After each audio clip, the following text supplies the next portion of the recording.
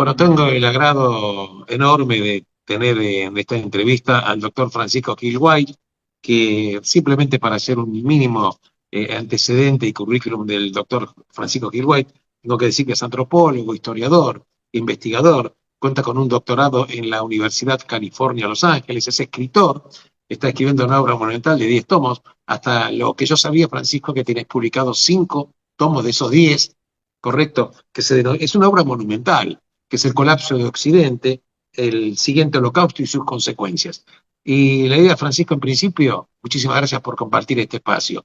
Y había cuenta, Francisco, de todo este cambio enorme que produjo la juramentación del presidente Donald Trump como presidente número 47, precisamente el día 20 de enero, y aparte conociendo un poquitito lo que Trump opina de toda esta situación en Medio Oriente, el tema de las guerras y demás, me gustaría comenzar simplemente con algunas preguntitas. ¿Trump va a implicar un verdadero cambio de paradigma en Medio Oriente? Otra pregunta sería, ¿es administrable la Franja de Gaza? ¿Deberían comprometerse los países árabes en la administración de la Franja de Gaza o un Estado palestino? ¿Es factible un Estado palestino? Creo, Francisco, que con estas mismas invitaciones tenés para desarrollar muchísimo tiempo. Bueno, entonces empecemos por la primera pregunta. Entonces, La la primera primera. pregunta Correcto. es, Hay un nuevo paradigma con la asunción de Trump y en qué consistiría ese nuevo paradigma, diferenciándose de Biden.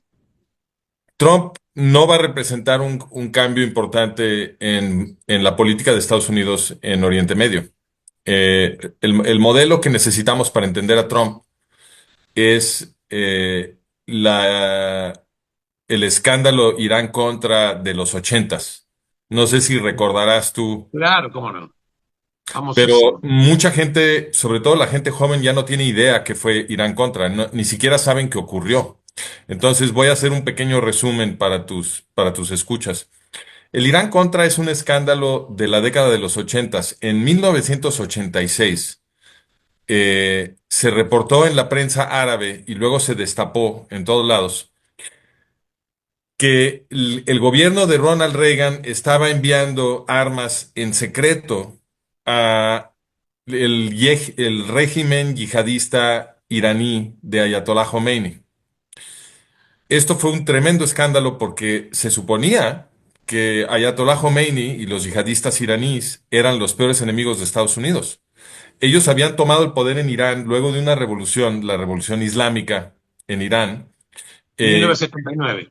1979, es correcto, que derrocó al Shah, al rey de Irán, el Shah Reza Pahlavi, y instaló a este clérigo musulmán, Ayatollah Ruhollah Khomeini, que era pues uno de estos fanáticos yihadistas, y entonces él es el que transformó a Irán en un estado terrorista yihadista.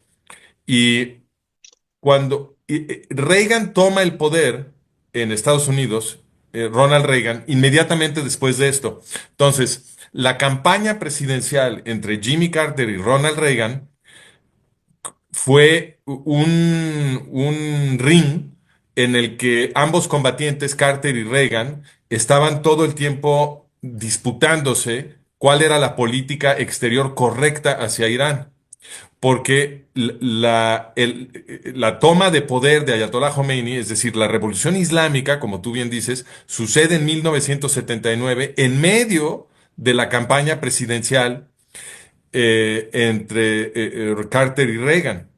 Y fu- toda la campaña que hizo Ronald Reagan fue denunciar que Carter había sido muy tímido con los iraníes, con los yihadistas iraníes, que no había sabido responder a esta amenaza, que no tenía los pantalones para enfrentarse a los yihadistas, etcétera. Toda esta fue la campaña de Ronald Reagan y le funcionó muy bien porque, pues, Khomeini y los yihadistas iraníes produjeron situaciones muy humillantes para Jimmy Carter. Hubo una toma de todo el personal de la embajada los yihadistas de Khomeini secuestraron a toda la embajada estadounidense. Pues esto obviamente fue una gran humillación para Jimmy Carter.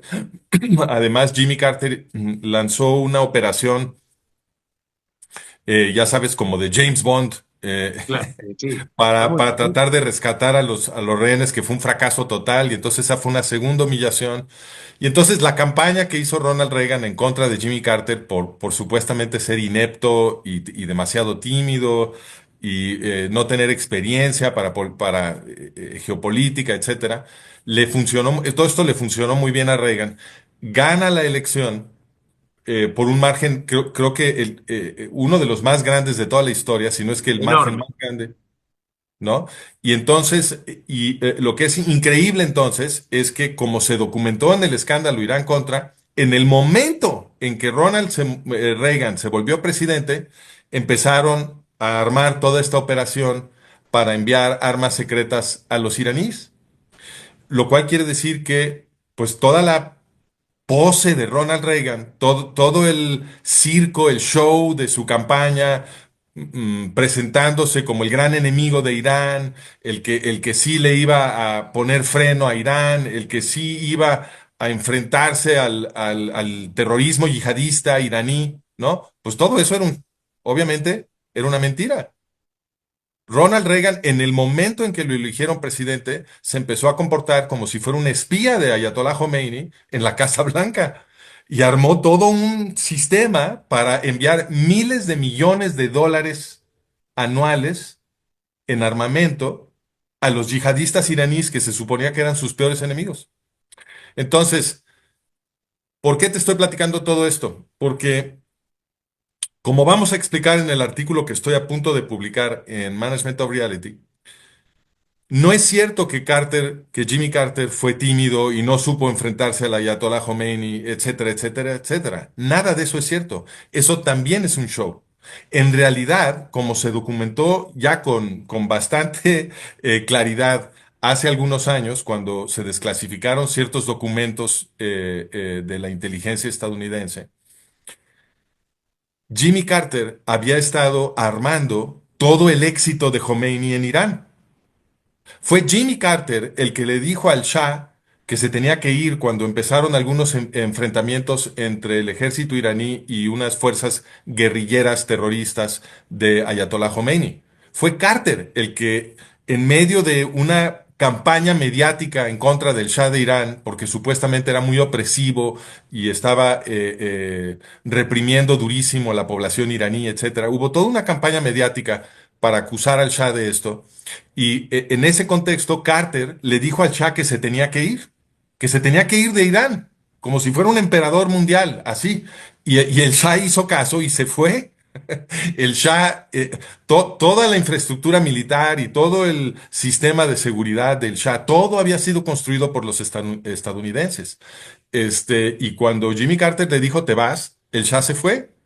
Y entonces hubo 2 semanas entre que se fue el Shah y llega Khomeini a Teherán a tomar el poder, ¿ok? Esos son 2 semanas. Durante esas 2 semanas, los militares, por supuesto, los militares iraníes, por supuesto que hubieran podido tomar el poder, pero como se documentó, y esto es lo que se documentó hace algunos años, eh, Carter se encargó de mantener quietos a los militares iraníes y a los servicios secretos iraníes los hizo esperarse a que llegara Khomeini y luego eliminar la resistencia contra Khomeini para que Khomeini pudiera volverse el líder supremo de Irán.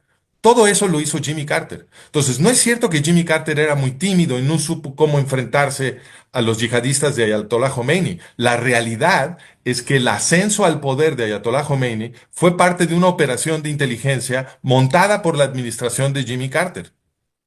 La ¿Qué idea nos sería, dice esto? Espérame, nada más para terminar. ¿Qué nos dice esto? Esto lo que nos dice es que tanto Carter como Reagan eran parte de la misma conspiración pro-yihadista, porque lo que hizo Reagan en su campaña fue presentarse como un supuesto campeón antiyihadista, ¿no? El anti-Carter, que era lo que la gente estaba buscando, porque los correcto, estadounidenses estaban muy ofendidos de todo lo que había sucedido y de todas estas humillaciones para Estados Unidos que le habían impuesto los yihadistas a Jimmy Carter. Entonces la gente estaba muy ofendida, estaban buscando a un candidato completamente distinto, uno que fuera un campeón antiyihadista. Entonces lo que recibieron en el escenario fue a Ronald Reagan, republicano, ¿no? Claro. Contra Jimmy Carter, el demócrata.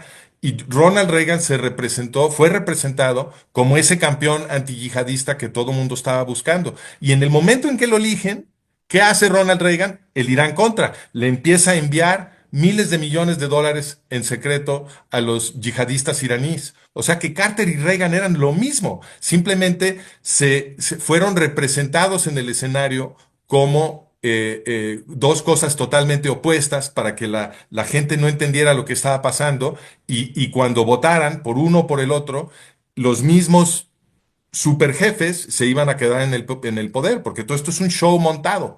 Entonces, si entendemos lo que sucedió en Irán contra, tenemos el modelo para lo que nos acaba de suceder ahorita. Entonces Porque vos querés Biden, traspolar. Claro, entonces digamos, vos decís que ese mismo modelo traspolado a estos días de actualidad, en exacto, realidad no va a haber una gran diferencia, en tu opinión, en un no, paradigma nuevo, sino continuar el mismo paradigma de poder, quizás lavando un poco la cara. lo acabamos de ver, porque ¿qué es lo que acaba de suceder? Trump acaba de presionar al gobierno de Israel para firmar un Correcto. acuerdo con Hamas. Eso lo logró Trump, ¿ok? Esa fue una presión de Trump. Entonces, dado que este acuerdo es resultado de la presión de Trump sobre Netanyahu, sobre el gobierno israelí, el contenido del acuerdo nos permite ver lo que acaba de suceder. Porque el acuerdo que consiguió Trump, sin haber tomado todavía posesión, es el mismo acuerdo que le estaba exigiendo Joe Biden a Netanyahu. Son idénticos. Todo lo que estaba exigiendo Joe Biden de Netanyahu es precisamente lo que logró Donald Trump con ese acuerdo. ¿Y por qué Entonces, accedió Netanyahu ahora? no, no, pero momento, es que lo que es muy importante ahorita, ahorita te contesto esa pregunta, pero lo que es muy importante ver es que esta es una repetición de la misma estructura que tuvimos en Irán contra. Se suponía que Ronald Reagan era todo lo contrario de Jimmy Carter. Pero ¿qué hizo Jimmy Carter? Jimmy Carter puso a Ayatollah Khomeini en el poder en Irán. ¿Y qué hizo Reagan? Reagan, inmediatamente después de que toma el poder, empieza a enviar miles de millones de armas en secreto. ¿A quién? A Ayatollah Khomeini en Irán. ¿Ok? Ok. ¿Qué pasó aquí? Joe Biden se supone que es anti-israelí, así nos los representaron, y estaba siempre metiéndole el pie a Israel en su guerra, negándole armamento, presionando para que firmara un cese al fuego favorable a los terroristas, que no invadiera el Líbano, que no se metiera a Rafa, que no controlara el corredor de Filadelfia, etcétera. Todo esto estaba exigiendo Joe Biden. Joe Biden estaba exigiendo que Israel se arrodillara y perdiera la guerra. Tal cual. ¿Ok? Bueno. Y se supone que Donald Trump es todo lo contrario de Joe Biden, igualito que Ronald Reagan se suponía que era todo lo contrario de Jimmy Carter. Pero ¿qué sucedió aquí? Ni siquiera ha tomado todavía posesión Donald Trump y ya consiguió de Netanyahu lo que Joe Biden estaba pidiendo. Entonces, otra vez lo que vemos es que tenemos dos candidatos que son representados como si fueran perfectos opuestos y en realidad la política del candidato que entra es una continuación del candidato que estaba, del Y en presidente tu, que estaba. correcto, en tu opinión, Francisco, que correctamente vos estás haciendo un paralelismo que es fundamental, porque la historia es fundamental para que uno vea cómo son los mecanismos repetitivos, que en definitiva el gran poder, que no es el que se muestra, finalmente sigue manejando los grandes intereses norteamericanos. Pero la pregunta sería, ¿habrá obtenido Netanyahu, independientemente de este acuerdo que aceptó todas las condiciones de Trump? Pregunto, ¿habrá obtenido alguna ventaja adicional? Por ejemplo, que se hubiera comprometido Trump a presionar a Arabia Saudita en cuanto a los acuerdos de Abraham, en cuanto a otro tipo de situaciones, o simplemente fue directamente a calzón quitado, sin ningún tipo de contraprestación para el gobierno de Israel. Cualquier cosa que hubiera obtenido el gobierno de Israel sería algo para presumir. Se supone que Netanyahu está negociando a favor de Israel. Así es como se presenta él. ¿No? Correcto. Entonces, él se representa como un líder israelí que está defendiendo a Israel, un presunto patriota, así se representa él. Cualquier cosa que él hubiera obtenido en esa negociación para Israel, eso es algo para presumir. no algo para que nadie lo mencione y se mantenga como un misterio sobre el cual tú tienes que especular. Además, por lo cual, no debes tú de suponer que hay beneficios ocultos de los que tú te vas a enterar después. ¿Por qué? Esos te los hubieran presumido de entrada. Y la realidad es que no hay nada que presumir en este acuerdo, salvo que algunos de los rehenes han sido regresados con vida, muy poquitos, ¿no? Eso sería lo que puedes presumir. Pero lo que tuviste que conceder a cambio de eso es tan catastrófico para toda la población judía israelí, que el acuerdo es realmente una vergüenza. Y entonces tú me estabas preguntando hace rato, bueno, ¿por qué Netanyahu sí le dio esto a Trump cuando no se lo estaba dando a Biden? Y esa es una muy buena pregunta, porque la respuesta a esa pregunta, o por lo menos el comienzo de una respuesta, es observar la consistencia, porque siempre las concesiones más difíciles, las más catastróficas para Israel, las hacen, o casi siempre, los gobernantes que se supone que son los patriotas que están en contra de negociar con los terroristas. Entonces, fíjate cómo opera una psicología muy clara aquí. Si tú tienes a un gobernante, si tú eres un verdadero patriota israelí, ¿no? Que no quiere que se negocie con terroristas, ¿no? Un ciudadano común que está preocupado por la seguridad de Israel, ¿no? Y entonces, como ciudadano común, patriota, tu razonamiento es, yo no quiero que se negocie con terroristas que nos quieren exterminar, porque cualquier cosa que se les conceda se convierte en una ventaja para ellos, cuyo objetivo es Correcto. exterminarnos a nosotros. ¿No? Entonces yo no quiero que se negocie nunca con terroristas. Eso solamente puede salirnos mal. Ok, entonces esa es tu posición. Y lo que tú ves es que tu gobernante, que se postula como un gobernante, digamos, de izquierda, está muy ávido de negociar. Y entonces tú como patriota, entonces te identificas con algo que se empieza a llamar la derecha para poder decir que eres contrario a este tipo que quiere negociar, ¿no? Entonces te empiezas a llamar derecha y empiezas a decir, no, pues estos izquierdistas pues son muy peligrosos para Israel, ¿no? Yo quiero votar por la alternativa. Yo quiero votar por alguien que, bueno, ahora lo vamos a llamar de derecha para decir que no son los mismos, ¿no? Lo vamos a llamar de derecha.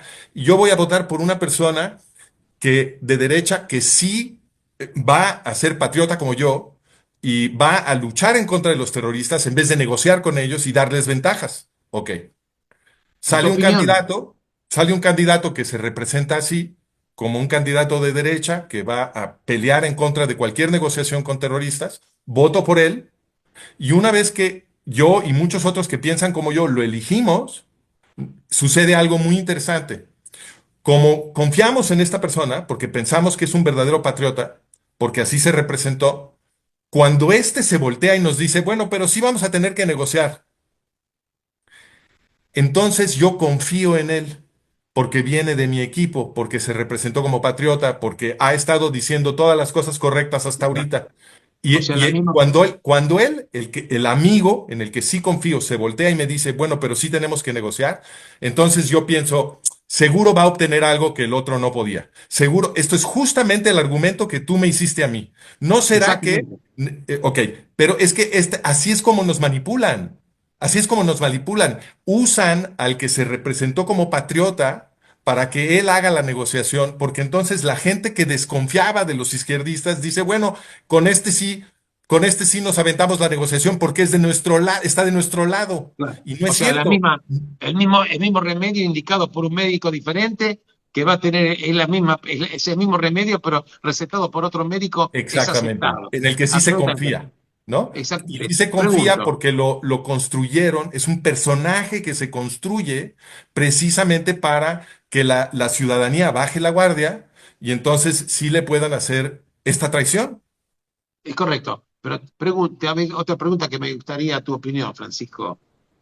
¿Sabes que el 4 de enero del 2025, hace poquitos días, hubo una orden ejecutiva que la firmó Biden de conceder un apoyo financiero israelí de 8.700 millones de dólares para equipamiento militar? Esta orden tiene que estar confirmada por el Congreso norteamericano, que todavía no está, por supuesto, tratado. Se supone que, habida cuenta de las mayorías que tiene Donald Trump en ambas cámaras, no habría motivos para suponer que no concederían la aprobación de esta ayuda. La pregunta sería, ¿acaso Netanyahu no se fijó también que no podría enfrentarse a un poder financiero de Estados Unidos? Porque la verdad que la ayuda financiera era fundamental para Israel. Es una pregunta. Bueno, si estoy entendiendo bien la pregunta, la voy a tratar de parafrasear. Dado que Israel está obteniendo ahora algo de apoyo militar de Estados Unidos, apoyo que Biden le estaba negando a Netanyahu, no sería esta la razón de celebrar el acuerdo, porque sin estas armas Israel no se puede defender. Esa es la pregunta. Esa es la pregunta. Ok. Bueno, lo primero que hay que entender es que lo que hace este acuerdo es forzar a Israel a perder la guerra. Entonces, el hecho de que Israel reciba algunas armas ya no importa tanto porque ya perdió la guerra. Entonces, la forma correcta de interpretar estas armas es una especie de carnada para que tu mente diga, ah, mira, Israel sí obtuvo algo. Y entonces, como quieres justificar a Netanyahu, porque no te quieres imaginar que Netanyahu pudiera estar traicionando a los israelíes, entonces muerdes esa carnada y dices, ah, claro, es que sí tiene sentido el acuerdo porque mira, están obteniendo las armas que Israel necesita para defenderse. Israel ya perdió la guerra. Una vez que te cae ese 20, que Israel ya perdió la guerra, porque va a tener que entregar el control del corredor de Filadelfia, porque esa es una de las estipulaciones del acuerdo. Y el corredor de Filadelfia es justamente por donde están los túneles que usa Egipto para abastecer a los terroristas de Hamas en Gaza. O Por lo sea, cual, por lo cual toda la infraestructura terrorista de Gaza que se utilizó para el 7 de octubre de 2023 se va a reconstruir. Entonces no se logró nada.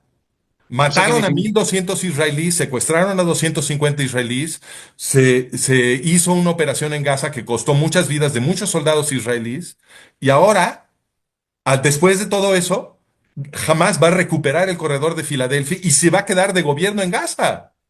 Los en terroristas definitiva, que quieren exterminar a los judíos israelíes se van a quedar de gobierno en Gaza. Entonces ya perdió la guerra.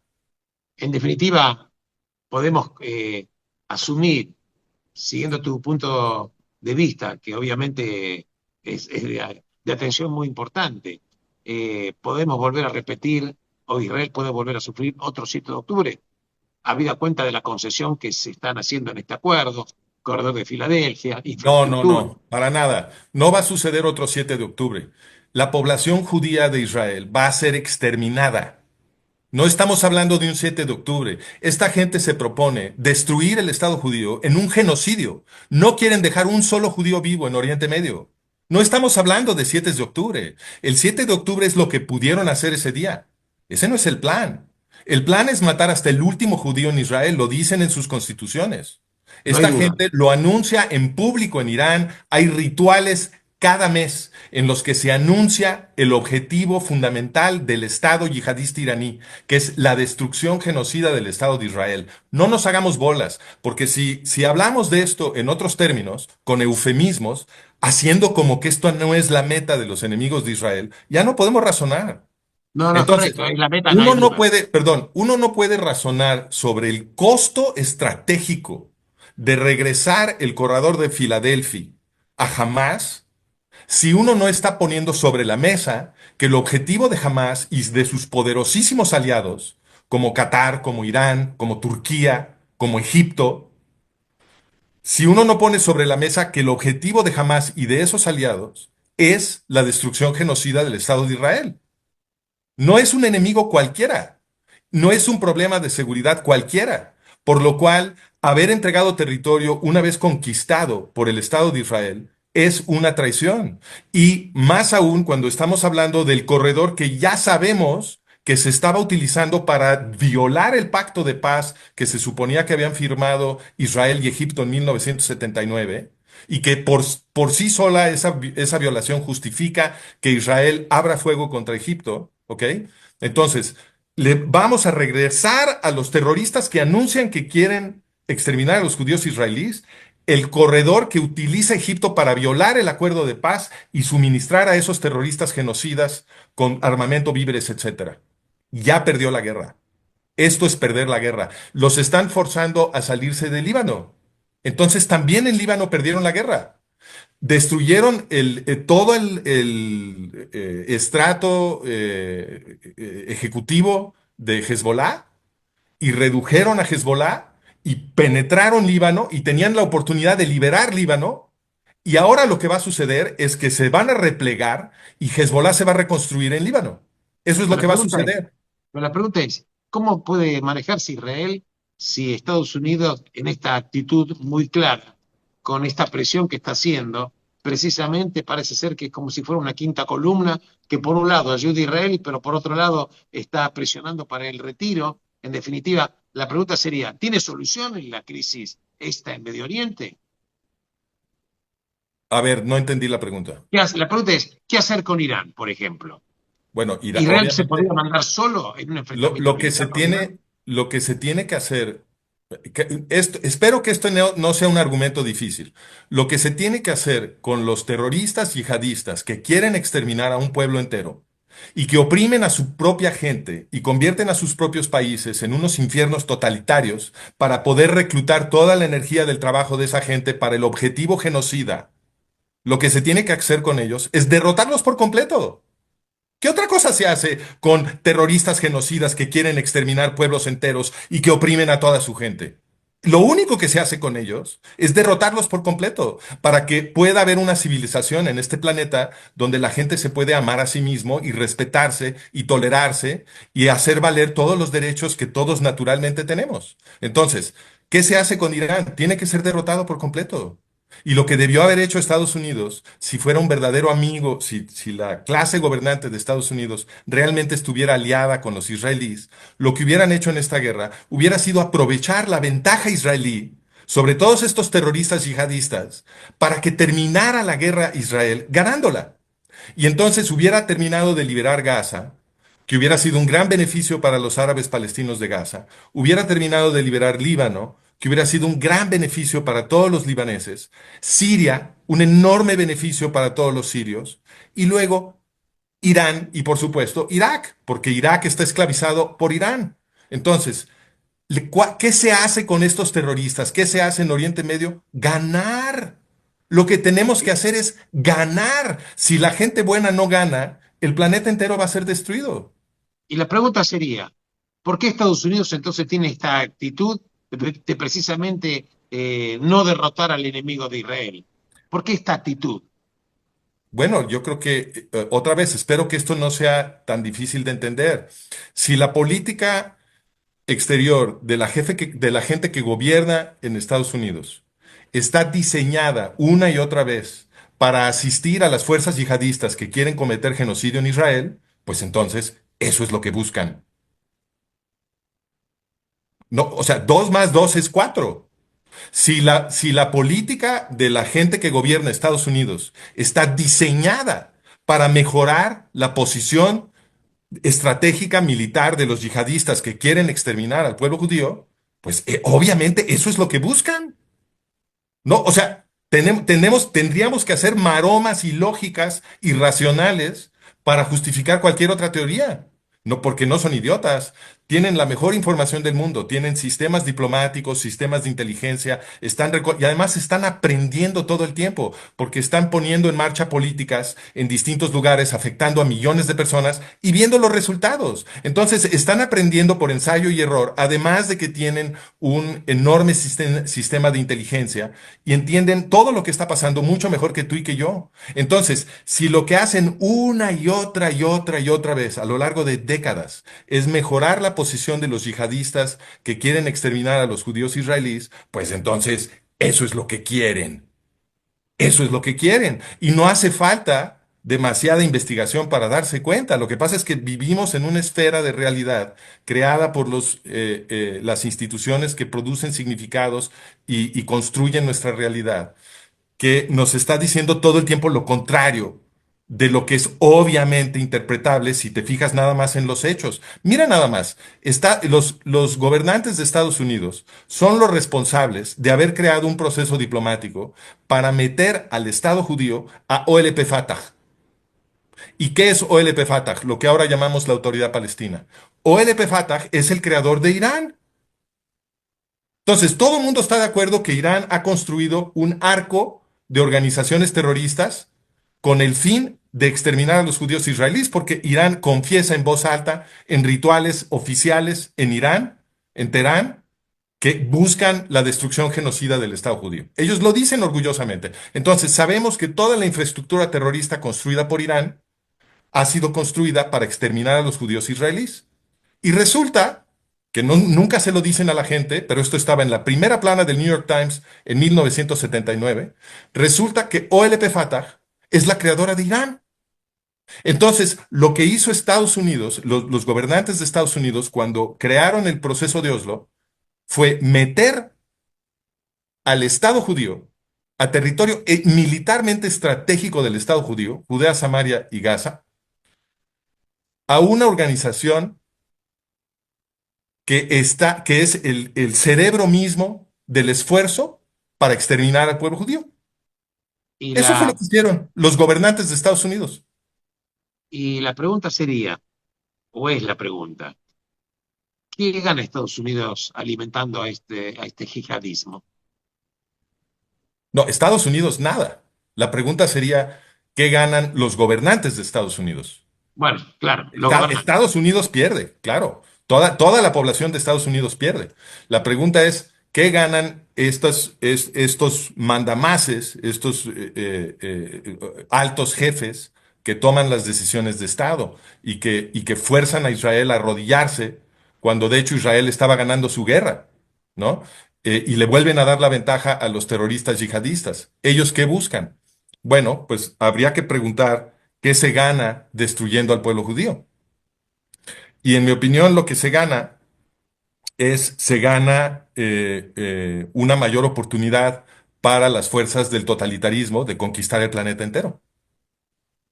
Porque el pueblo judío es el origen de todas las ideas que tenemos en Occidente que nos han permitido construir eh, sistemas de pensamiento y movimientos sociales para luchar por nuestras propias libertades y nuestros propios derechos, que en los últimos siglos produjeron un milagro político, que es la democracia moderna occidental, que es una cosa única en la historia. Y eso es lo que Entonces, quiere ser destruido. perdón, Y eso es lo que busca ser destruido. eso es lo que, obviamente, el totalitarismo, eso es lo que destruye. Entonces, si tú destruyes al pueblo judío, que es el origen del sistema de ideas. Porque ¿qué es el pueblo judío? El pueblo judío en su interpretación religiosa, porque la cultura de los judíos es un libro religioso, es la Biblia hebrea, es Tanaj, ¿no? De ahí viene la cultura de los judíos, de ese libro. Entonces, ¿cuál es el contenido del libro? Ah, bueno, pues ese es un libro con un cuerpo de ley que está diseñado de acuerdo a los principios de libertad y derechos humanos que produjo una revuelta de esclavos. ¿Ok? En el segundo libro de esa literatura judía, el Éxodo, ese libro tan famoso, lo que narra es que los israelitas eran esclavos del rey de Egipto. Y entonces hubo una revuelta de esclavos. Estos esclavos escaparon al faraón liderados por Moisés, que estaba recibiendo la asistencia de la deidad, ¿no? Entonces, se organiza una revuelta de esclavos, se escapan al desierto y reciben una nueva ley en el desierto, que es una ley utópica para organizarse en una sociedad más horizontal, en donde ya nadie es oprimido y donde la gente más vulnerable, las viudas, los huérfanos, los pobres, etcétera, son protegidos con especial cuidado. Y donde el poder es dividido también con mucho cuidado para que no se pueda concentrar, para que no se pueda volver a oprimir a la gente. Bueno, esta cultura judía, desde la antigüedad ha sido atacada con mucha violencia por las clases gobernantes totalitarias. Los genocidios antijudíos son muy viejos y las razones de tratar de exterminar al pueblo judío en el mundo antiguo era muy obvia, porque estas clases gobernantes del mundo antiguo en Occidente, los griegos, los romanos, que cometieron genocidio contra el pueblo judío de la antigüedad, ellos estaban produciendo multitudes de esclavos. Sus sistemas estaban basados en la guerra externa y en la esclavitud. Entonces, todo el tiempo estaban sometiendo a muchedumbres gigantescas a la esclavitud y que estuviera ahí el pueblo judío predicando la libertad de todos, con un cuerpo de ley diseñado para proteger nuestros derechos, anclado en la memoria de una revuelta de esclavos, pues obviamente representaba un problema político tremendo para estas clases gobernantes que querían esclavizar a todo mundo. Entonces, desde el mundo antiguo se han estado organizando exterminios de judíos para tratar de acabar con este mensaje que es tan peligroso, tan subversivo para las clases gobernantes totalitarias. Y en el mundo moderno es lo mismo. Los nazis, que eran totalitarios, querían exterminar al pueblo judío.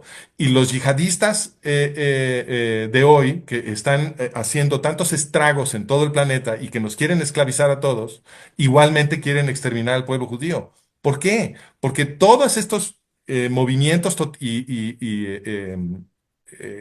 influencias totalitarias entienden desde siempre que todo el proceso político, histórico político que produjo la democracia moderna viene de la revolución que hizo el pensamiento judío en Occidente, viene de la ¿Vos sabés que tradición judeocristiana que le enseñó a los occidentales que todos somos hijos de Dios y por lo tanto todos somos iguales ante la ley.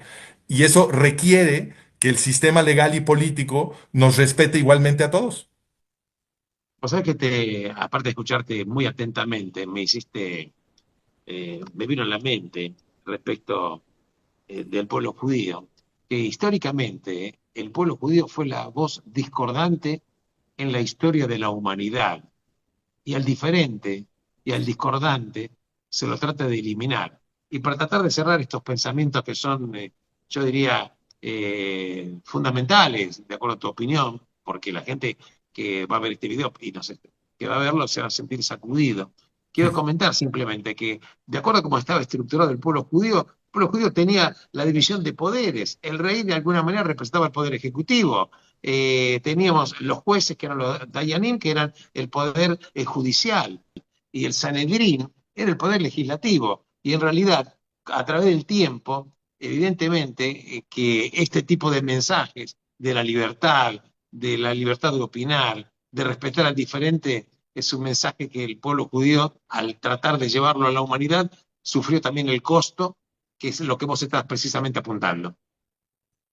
Sí, bueno, me gustaría además matizar un poquito lo que dijiste, porque de hecho la división de poderes en la legislación judía fo- for- prohibía que se pudieran concentrar los poderes en una sola persona. Entonces, Absolutamente. que es una idea que nosotros atribuimos a Montesquieu, pero que de hecho ya está en la legislación judía original de la Torá y que, por supuesto, fue, digamos, sofisticada luego en el Talmud.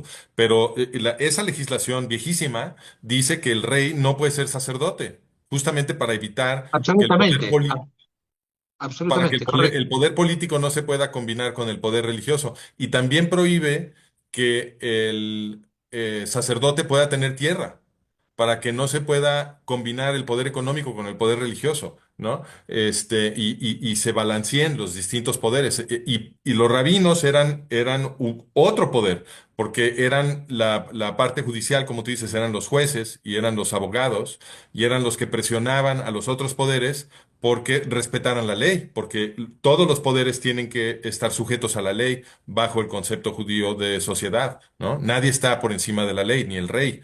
Entonces, sin duda que un pueblo que está organizado de esta manera y que tiene un sistema de leyes con esta naturaleza anclado en la memoria de una revuelta de esclavos, pues ese es un pueblo que representa un problema estratégico para las élites gobernantes que son de ideología totalitaria, represiva, racista, esclavista, que quieren hacer de todos nosotros un esclavo, ¿no?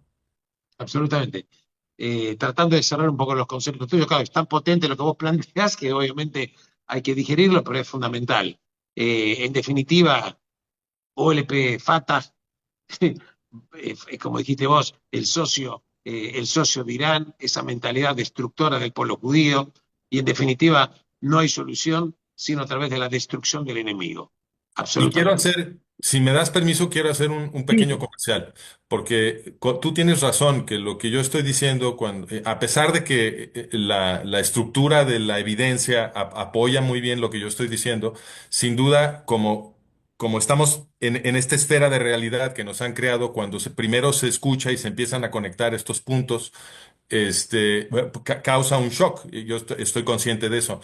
Y nada más quiero entonces anunciar, para los que estén más interesados en profundizar esto, que tenemos un curso entero en donde recorremos 4.300 años de historia occidental de forma obviamente resumida y abstraída, pero presentamos las grandes tendencias de la historia política occidental de los últimos 4.300 años para que se pueda ver que todo ese tiempo ha habido una lucha entre el semitismo y el antisemitismo en Asia Occidental.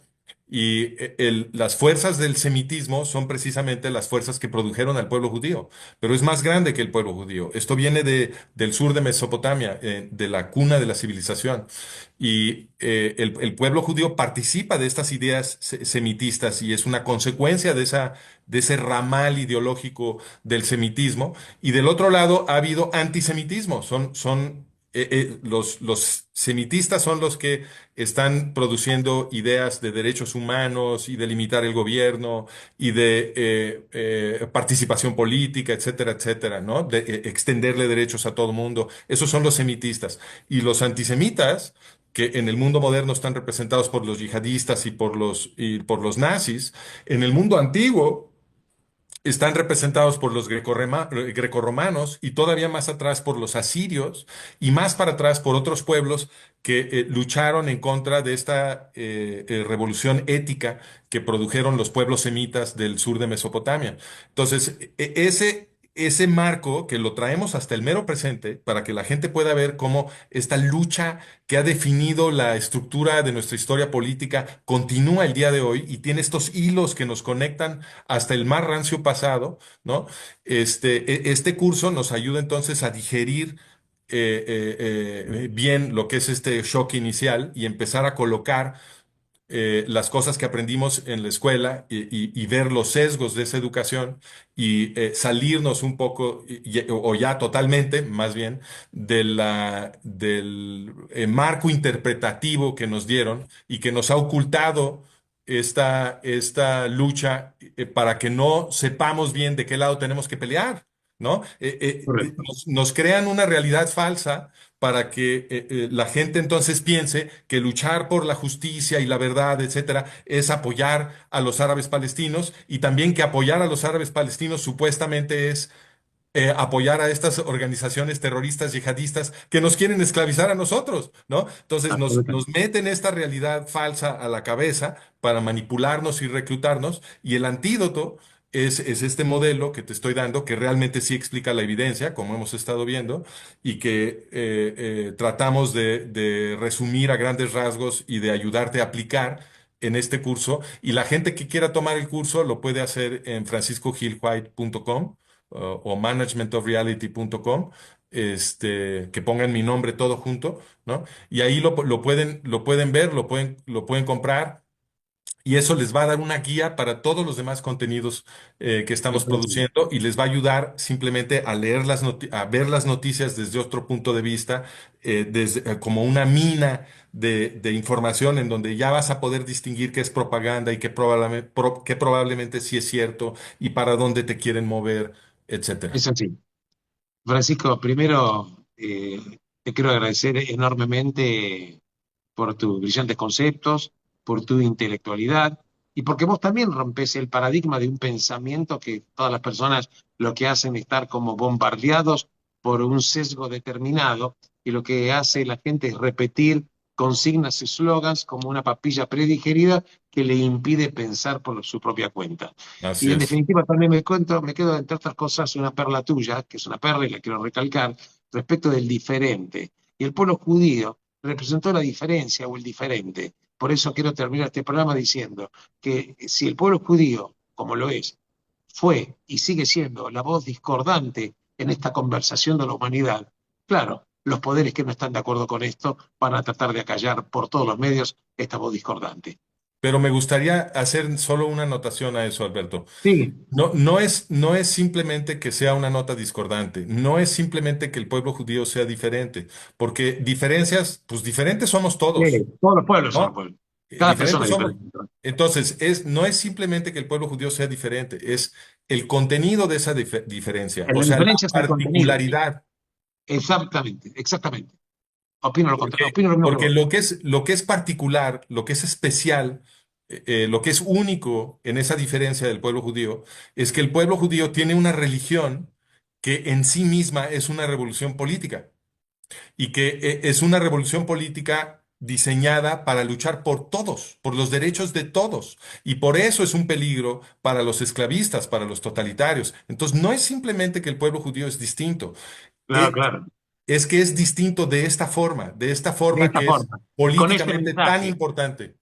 Y de esta manera de organizar la sociedad. Francisco, un abrazo enorme y de todo corazón. Muchísimas gracias. A ti, gracias, Alberto. Hasta luego.